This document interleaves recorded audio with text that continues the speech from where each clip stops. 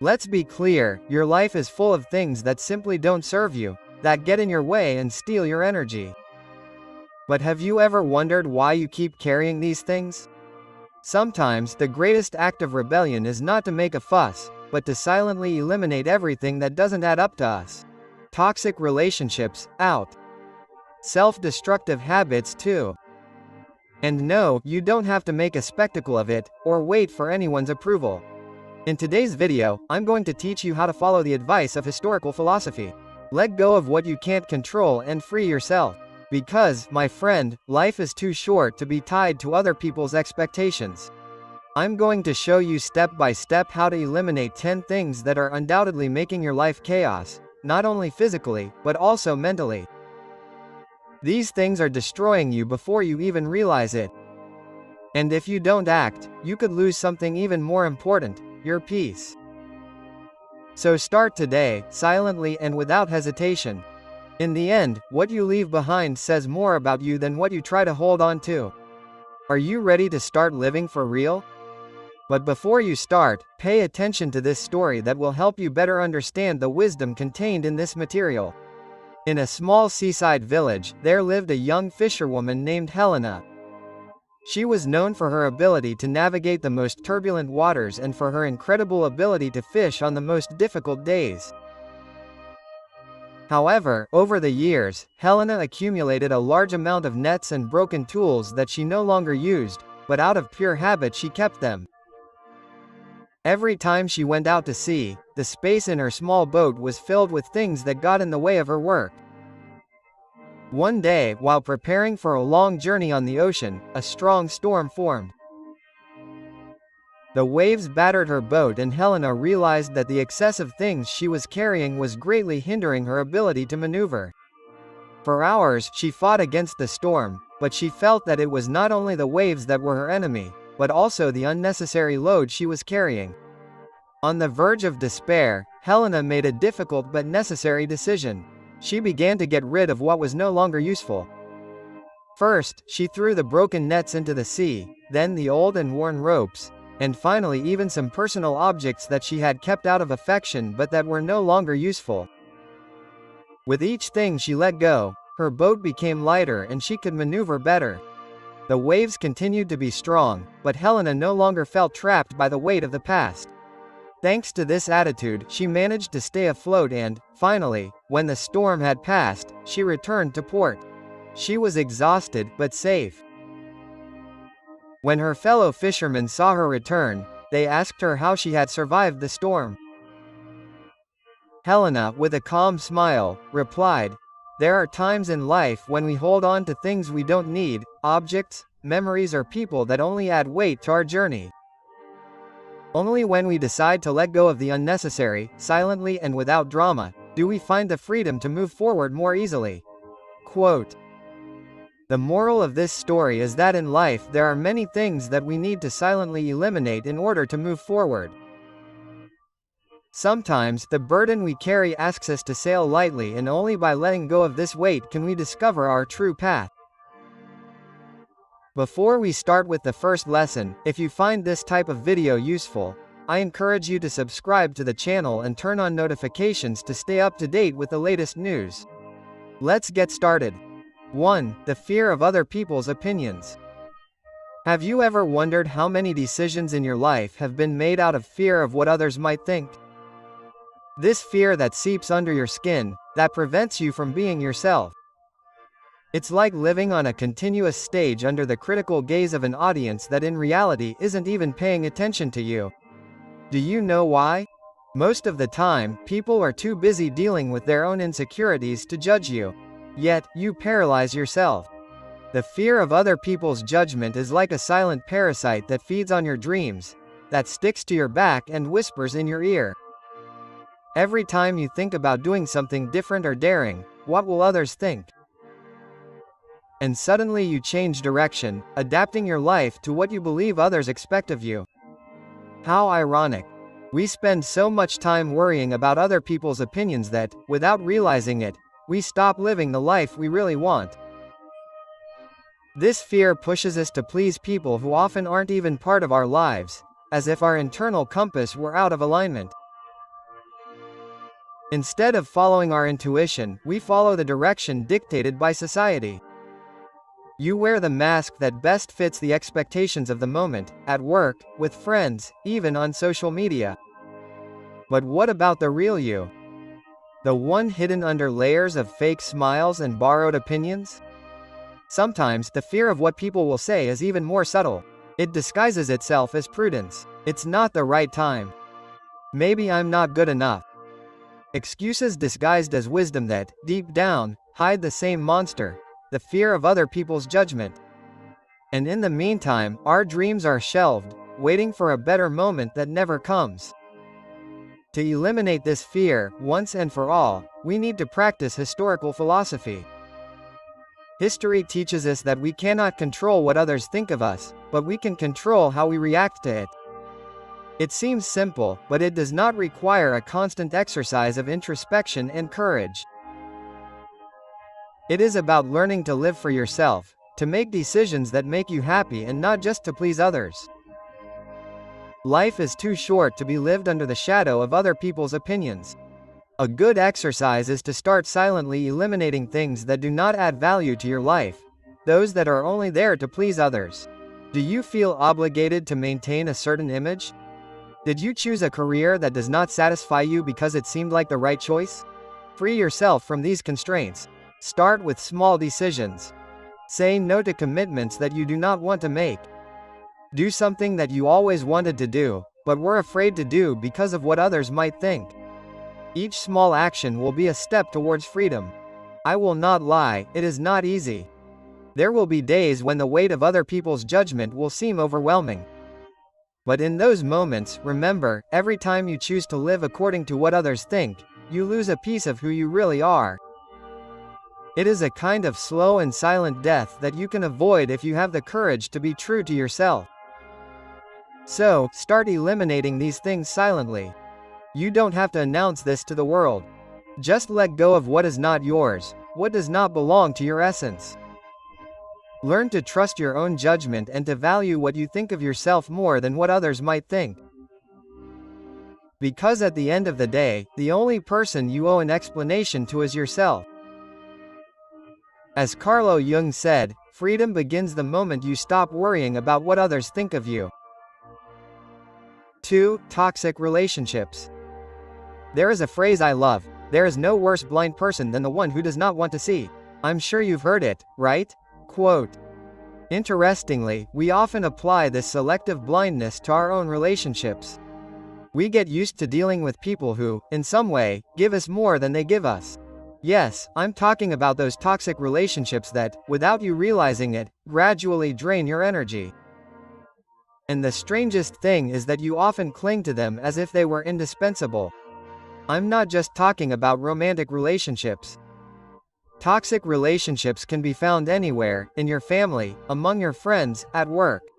And the most interesting thing is that no one forces you to keep them. But there you are, tolerating them in silence, as if letting go were an affront to the world. Why do we do this? Maybe because we were taught that breaking ties is a sign of weakness or insensitivity, as if eliminating someone from your life were an act of cruelty, when in fact it can be the greatest gesture of self-love you can perform. Let's bring a little philosophy to this conversation. History teaches us that we shouldn't worry about what we can't control. This also applies to the people around us. You can't control how others act, but you can control whether or not you want to keep them in your life. I'm the simple one, but here's the hard part. Doing it in silence. And don't get me wrong. This isn't about silent revenge or feeling superior. It's simply a conscious decision to no longer feed a relationship that's draining you. Think about it. You don't need a drama to eliminate what's not serving you. You don't need to announce from the rooftops that you're detoxing from people. Just let go. It's like stopping watering a plant that's no longer blooming. You do it calmly, knowing that it's no longer part of your garden. And that's okay, the plant goes its own way, you go yours, and life goes on. It's happened to you that you've spent time with someone, even a close one, and left that interaction completely drained. It's not that this person is bad, but their energy doesn't match yours. That's where the key comes in. Detecting these relationships. Listen to your body, your mind. If you feel like every interaction with a certain person is a real emotional marathon, you may be in a toxic relationship. It may be painful to admit, but it's necessary. This is where the strategy of silence comes in. Gradually reduce interactions. Stop seeking contact, distance yourself. There are no grand gestures or fights required. Just stop being available. Believe me, it's not because you're turning your back on the world, but because you're prioritizing your well-being. Sometimes self-love isn't about saying no out loud, it's about saying enough in silence. So how do you identify these relationships? It's simple. If every time you see a message from this person, you feel a knot in your stomach. If hanging out with this person leaves you more drained than an entire week of work. If you realize that you're always the one giving and never receiving, you already have your answer. Once that becomes clear, begin the process of elimination. No drama, no unnecessary explanations. Just move on. Bottom line, it's not about being cruel or holding a grudge. It's about respecting yourself enough to not allow them to continue draining the energy you could be using on people and activities that truly nourish you. In the end, the key is to be honest with yourself and to put your well-being above guilt or the fear of hurting others. Keep this in mind, my friend. Some people are like the wind. You feel them, but you can't hold on to them. You just have to let them go. 3. Self-destructive habits. Sometimes you catch yourself doing little things that if you look closely you know aren't getting you anywhere. These are those actions that seem harmless at first, but that, without realizing it, are wearing away at your mental or physical peace. I've fallen into this trap more times than I'd like to admit. Little self-destructive habits that go unnoticed, like a constant drip that, over time, wears away even the rock.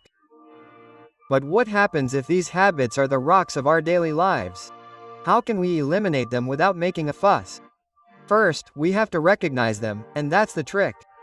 It's not easy. Pointing out what bothers us in others is one thing, but identifying it in ourselves is another. You get up in the morning and without thinking, you pick up your cell phone, not for something important, of course, but out of pure habit, as if your finger was programmed to swipe the screen before your brain had even woken up. It seems harmless, right? Until you realize you've wasted 20 minutes of your morning immersed in nothing, with your mind already saturated before you even get out of bed. This is just one example. We do this with so many other things. That extra coffee that wasn't necessary, that conversation you knew you shouldn't have had. That series that doesn't add anything to you, but that you keep watching out of inertia. It's the little things that, over time, can create a big hole in your well-being. Now, eliminating these habits is another story. Let's be honest. How many times have you promised to leave something behind and ended up doing even more? Like when you say, starting tomorrow I'm going to start for real. And then tomorrow comes and it's just another day of excuses. This is where a lesson from the historians comes in. These philosophers from ancient Rome believed that great transformations don't happen all at once, but in small, silent, almost imperceptible steps. You don't need to shout to the world that you're going to change, nor do you need to make a grand gesture. You just need to start observing. The key is awareness. When you find yourself reaching for your phone for no reason, stop. You don't have to throw your phone out the window, although that might be cathartic. Just put it down and do something else. Something as simple as taking a deep breath and stretching. When you feel like having that third cup of coffee, ask yourself, do I really need this, or is it just habit? If it's just inertia, put the cup down. Sometimes it's as simple as that. Stopping at the right time, without drama, without the need for monumental changes. Eliminating self-destructive habits doesn't mean you're going to become a perfect person overnight. We all have our little internal battles, and that's okay. The point is to approach them with a simple strategy, silence, and consistency, like a drop that, instead of wearing away, gradually grows. And if one day you feel like you're not making progress, remember this. What seems like a small effort today can turn into a big victory over time. You may not see the results right away, but it's like planting a seed. One day without making a mess, it grows and becomes a tree. The same happens with these small adjustments. So, the next time you identify a habit that is hurting you more than it helps, eliminate it quietly. You don't need to announce it or make a big show of it. Just let it happen step by step, drop by drop. As Epictetus said, true change doesn't make noise. It simply happens. 4. The desire to control everything. Have you ever felt that if you don't have absolute control, especially over your surroundings, the world will fall apart? Don't worry, I understand. We like to believe that if we organize every detail to the millimeter and prevent all unforeseen events, life will be like a perfectly adjusted machine, where nothing can go wrong. What an absurd idea, isn't it? But even so, we find ourselves trapped in this mental game, convinced that we can control everything. What happens to us is a trap, a kind of espionage. And the worst part is that the more we try to hold on to control, the more we feel like we're losing our balance. So I ask you, how about letting go of this obsessive need for control? You know that mania of wanting everything to be exactly as we imagine? The desire to control everything is nothing more than a mental prison, one that we build brick by brick. Every time we believe that with enough effort, things will turn out exactly as we planned. But do you know what happens? The universe doesn't work that way. Historical philosophy, with its ancient wisdom that remains so current, teaches us that the key is not to control what we cannot, but to let go of the unnecessary and focus on what really depends on us. Think about it. We try to control the weather, other people's opinions, people's reactions, the results of our efforts, everything that is actually not in our hands. It's like trying to control the tide with our hands, a complete waste of energy. Yet, we do it constantly. And the worst part is, every time something doesn't turn out as we expected, we get frustrated, irritated, as if it were some cosmic injustice. How ironic, isn't it? Imagine that you are carrying a backpack. Every time you try to control something that is out of your reach, you put a stone inside it. At first, you may not even feel the weight, but over time the backpack becomes unbearably heavy. In the end, this load crushes you. Wouldn't it be better to get rid of these stones, make room for what really matters, for what you can really control, your emotions, your actions, your choices, and let go of the rest? For a long time, I myself was obsessively worried about predicting everything that could go wrong in my life. If I had a meeting, I would plan every possible uncomfortable question. If I planned to go out with friends, I would worry about the place, the weather, anything that could go wrong. It was exhausting. And do you know what happened? Most of the things I worried about never happened. In the end, I realized that trying to predict everything didn't give me any more control, it only made me more anxious. So, I started to let go little by little. I learned to trust the process more, and what happened? Things kept happening. Some good, some not so much. But I felt lighter because I had stopped carrying what was not my responsibility. Trusting life does not mean being passive or irresponsible. It is about accepting with maturity that there are things that are out of our hands and that this is okay. Silently eliminate this need to control everything. Make room for the unexpected, for surprises, for that which is beyond your reach. This does not mean that you should simply sit back and watch life go by. It is about releasing the weight and accepting that there is a part of the path that does not depend on you. And you know what else? This is liberating. Remember, sometimes letting go is the most powerful way to take control. As Marcus Aurelius wrote in his Meditations, true control lies in the ability to let go of the uncontrollable. 5. Unrealistic expectations. I don't know about you, but I spent a good part of my life believing that I needed to be perfect. No one told me this directly, but it was in the air, hovering between the well-intentioned comments, the approving glances and that constant silent comparison with others. I grew up with the firm conviction that meeting other people's expectations, and even worse, my own, was synonymous with success. What a big lie. If you stop to think about it, Trying to meet unrealistic expectations is like trying to fill a bottomless pit with a leaky bucket. You never finish, you're always exhausted, and in the end all that's left is a sad puddle of frustration at your feet. The most curious thing? Many of these expectations aren't even ours. They were built by others, family, friends, society. And we accept them because in our quest to be better, we decide that we need to meet them. Do a quick exercise. How many times have you felt disappointed for not achieving something that, in fact, you didn't even want? Well, we set ourselves such high goals that if we fail, we feel useless. If I'm not the best at my job, the perfect partner, the ideal friend, the exemplary son, what's left of me? In the end, these expectations end up weighing more than our own actions. It's like running a marathon with a backpack full of rocks. You move forward more slowly, you get tired sooner, and even when you reach the end, you feel like you're dragging your feet. What's the point? This is where historical philosophy comes in, which has a brilliant insight into this. According to historical scientists, you can't control what others think of you, nor can you guarantee that the universe will act in your favor. What you can control is how you react to it. The key, then, is to reduce the burden. Lower those expectations that suffocate you. If you expect less from yourself and others, it doesn't mean that you're settling, it means that you're moving forward. You're no longer trapped by the constant pressure to live up to the impossible. You're simply existing and moving forward. Of course, this magic doesn't happen overnight. I'm not saying that you should throw all your expectations out the window at once. Think about it, like cleaning out a closet full of old clothes. First, look at what no longer fits you, what you never really liked, and start getting rid of one piece at a time. Sometimes you hesitate to let go of a t-shirt because you think you'll wear it someday. But deep down you know you won't. It's the same with expectations.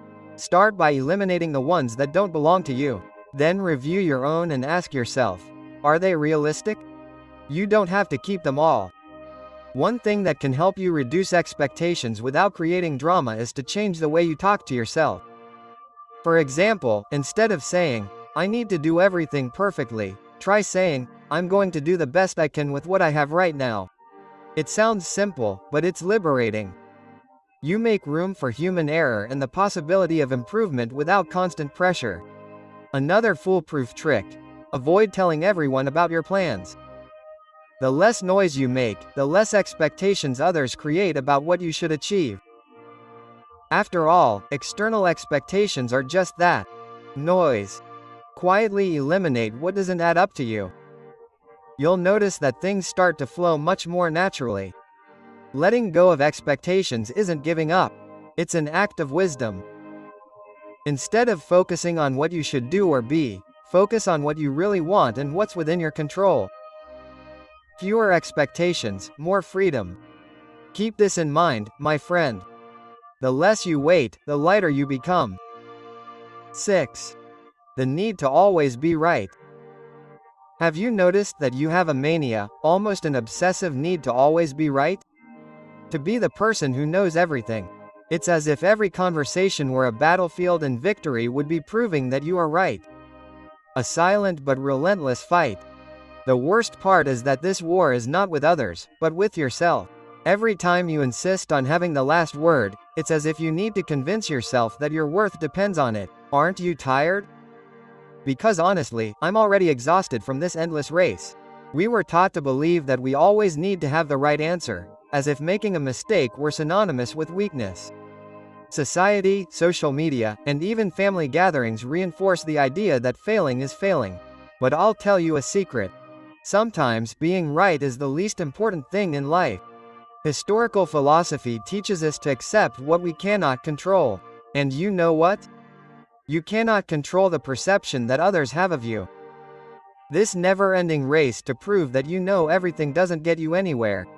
It only makes you more anxious, more frustrated, and at the end of the day, more alone. Ask yourself, what do I gain by always being right? An invisible medal? It doesn't seem worth the effort, does it? It's like carrying a suitcase full of unnecessary stones. With each argument or opinion imposed, you add another stone inside, until the weight becomes unbearable and you ask yourself, why are you so exhausted? The answer is simple.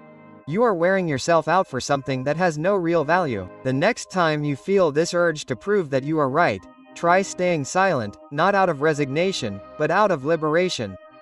It's like letting go of a pen that you've been holding all along without realizing it. When you let go of it, you feel a relief that you didn't even know you needed. The same thing happens with the need to always be right. When you let go of this burden, you realize that you were trapped in a war that you didn't even want to fight. So, how do you let go of this need? Accept that you don't need to know everything. It's okay to make mistakes. It's okay to not have an opinion about everything. You are not competing in a wisdom contest. Learn to truly listen, not to refute, but to understand. There is a huge difference between hearing and listening. Listening is a biological function. Listening is an art. When you listen attentively, the anxiety of correcting or imposing your point of view disappears. Silence. Sometimes the best argument is simply to let others have the last word. Not every conversation needs a winner, because in the end, winning an argument is not the same as having peace. Is it worth always being right at the expense of your peace of mind? Absolutely not. The next time you are in a conversation and feel that urge to correct or impose your opinion, take a deep breath. Put down the pen, let go. The peace you will feel will be infinitely more valuable than any momentary victory. If it is any consolation, remember the historians. They knew that true wisdom is not in being right, but in knowing when to let go. As Seneca said, true knowledge is not in winning all battles, but in knowing when not to fight. 7. Digital noise. Have you ever noticed how surrounded you are by digital noise? I'm not just talking about the cars on the street or the neighbor drilling holes in the wall, but that other noise, the one in your pocket, in your hands, in your eyes, social media, endless notifications, messages that never stop coming in. It seems like everything is designed to distract you, to keep you in a constant state of alert. And there you are, thinking you have control, when in fact it's the digital chaos that controls you. The reality is that we live in an era where silence is a luxury, but this luxury is not as unattainable as it seems. The first step is to understand what is really stealing your attention, because there are actually things that you should silently eliminate from your life. And yes, it is possible, it's just not that obvious. I'll be honest. Digital chaos doesn't go away just because you close an app. That would be like trying to put out a fire with a glass of water. What you need to do is be radical, like the Stoics who knew that inner peace was what really mattered and they couldn't achieve it by letting external distractions get the better of them. So, what should you silently eliminate from your life? Let's start with social media. Yes, I know. It sounds cliché, but believe me, the more accounts you follow, the more noise you create. I'm not saying you should disconnect completely, but think about it. Do you really need to know what your sister's friend's cousin is doing? Ruthlessly eliminate everything that doesn't add value to you. And if you can, do a digital cleanup every now and then, like organizing a closet. Remove what's no longer useful, what should never have been there in the first place. Second, notifications. This is where things get interesting. Why do you allow your phone to interrupt you every 2 minutes? Every time it vibrates or makes a sound, your brain jumps. This not only steals your time, but also your mental energy. Turn off all non-essential notifications. At first, you might feel a little anxious, like you're missing out on something. But later, when you realize how good it feels to have control over when and how you check your phone, you'll thank me.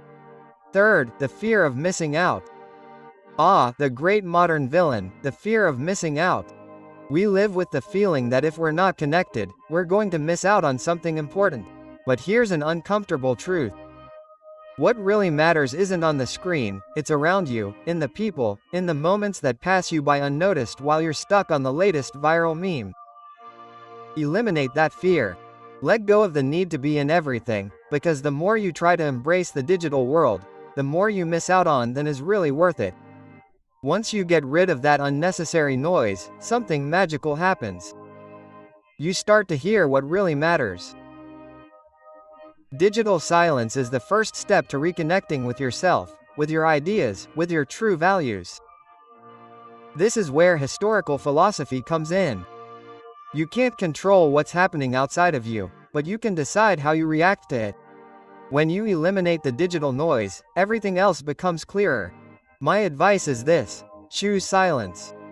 Not as an absence of noise, but as a conscious presence of what you really want in your life. Because in the end, that is the true luxury of our era. As Gandhi said, peace does not come when the noise is erased, but when you decide to listen to yourself. 8. Negative thoughts. Have you ever stopped to notice how negative thoughts enter your mind almost without making a sound? As if they were nothing, they appear and suddenly they are in control of everything. They are like those neighbors who arrive unannounced and, worse still, do not leave. The most frustrating thing is that many times you give them the key, not because you want to, but because they have convinced you that their presence is inevitable, a part of your daily life. But what if I told you that you can change the lock? Let's be clear. These thoughts are nothing more than destructive patterns that end up shaping your actions, and not in the best way. Surely you have caught yourself thinking things like, why everything goes wrong for me, or I will never be able to do it. And of course, when these thoughts repeat themselves over and over again, you end up believing them. And what you believe, you end up acting on. It's like planting a poison tree and then wondering why the fruit is inedible. The funny thing is that these negative thoughts don't necessarily reflect reality, but they feel as real as the ground you walk on. This is where historical philosophy comes in with its brutal simplicity. You can't control what happens to you, but you can control how you respond. It sounds so simple, but in practice it's something that often eludes us. We allow these mental patterns to dictate our emotions, and when does true freedom lie in taking control of our responses? Where do you start? The first key is silence. Yes, you read that right. Silently eliminate these negative thoughts. You don't have to make a show of trying to push them away. Just start recognizing them when they appear, identify them, and don't feed them. The more attention you give them, the more power they have. Think of it like a fly in the room. If you obsess over catching it, you'll only agitate it even more. How about ignoring it until it gets tired of flying? Second, question your thoughts. When a destructive thought comes up, ask yourself, is this true? Is everything really going wrong, or is it just an exaggerated perception? Many times you'll realize that they are inflated ideas with no basis in reality. And if there is some truth to them, you can start thinking of solutions instead of getting stuck in the problem. Third, detachment. I'm not telling you to become a monk on a mountaintop, but start taking emotional distance from your thoughts. They are not you. Just because something crosses your mind doesn't mean it has to stay there. This takes practice, but little by little you'll learn to see them for what they really are: clouds in a sky that remains steady. Negative thoughts are one of those little things that you should quietly eliminate from your life. They don't need to be made a big deal, just a little focus, patience, and self-questioning, because at the end of the day, what you think shapes what you do, and what you do defines who you are. As Brian Tracy rightly said, thoughts are not facts, but if you believe them, they become your reality. 9. Physical and mental clutter. Sometimes we wake up and feel that the world is a little heavier than usual. You look around and realize that it is not just a feeling. Your space is full of things, objects, piles of papers, clothes thrown on the chair, and somehow your head also looks like a disorganized drawer. I don't know if this happens to you, but when my surroundings are a mess, I feel like my mind follows suit. Physical and mental clutter, although it may not seem like it, are more connected than we would like to admit. There is something deeply exhausting about the disorder around us. Our disorganized space directly affects our mental clarity. Historians, for example, talked about the importance of focusing on the essential, of eliminating the superfluous. And if you think about it, clutter is exactly the opposite of that. It is everything that is unnecessary, that distracts us and takes us out of our minds. The accumulation of things doesn't just take up space physically, it also consumes energy. Every object out of place, every piece of paper that should have been thrown away months ago, everything that blocks your path. All of this isn't just accumulated material, it's noise. A noise that fills your mind with little pending tasks and worries that you didn't even know you had. Do you know that feeling when you want to organize something but don't know where to start? That's the secret. It's not about organizing everything at once, but about quietly eliminating what you no longer need. The first step is simple. Observe, look around and ask yourself, do I really need all of this? If you haven't used something in a long time, you probably don't need it anymore. But it's not just about material things. Mental clutter works the same way. Sometimes we accumulate thoughts, worries and feelings like someone who keeps broken objects, thinking that they'll be useful one day. The truth is that keeping all of this stuff just weighs us down. So what can you do? Eliminate the silence little by little. You don't need to make a big show of it or announce it to the world. Just let go of what no longer serves you, both physically and mentally. Sometimes, silence is an act of rebellion in a world full of noise. If there are people in your life who make you feel uneasy, projects that no longer motivate you, thoughts that only drain you, get rid of them. No drama, no explanations, no more beating around the bush than necessary. Just let them go. The outside reflects the inside. Remember that often the order on the outside reflects the order on the inside. If you start to bring a little clarity to your surroundings, you will see that little by little this clarity will also reach your mind. It is not magic, it is a process. It is like when you decide to clean out a drawer and suddenly you feel lighter, because in the end each thing in its place is one less worry. Each object you let go of is a step towards a lighter and clearer life. The Stoics did not complicate their lives with unnecessary things. They knew that the key was to focus on what really mattered and let the rest go. As simple as that. Living in a world full of physical and mental clutter is like walking through a maze with no way out. But when you start getting rid of what you don't need, you discover that the exit was always there. You just couldn't see it because of the excess. If you want peace of mind, start by organizing what's around you. Do it slowly, without noise, but constantly. Your mind will thank you. As Nelson Mandela said, when the noise is silenced, the essential becomes clearer. 10. Unnecessary comparisons. Sometimes I wonder why you have this habit of comparing yourself to others. Come on. Don't give me excuses. We all do it.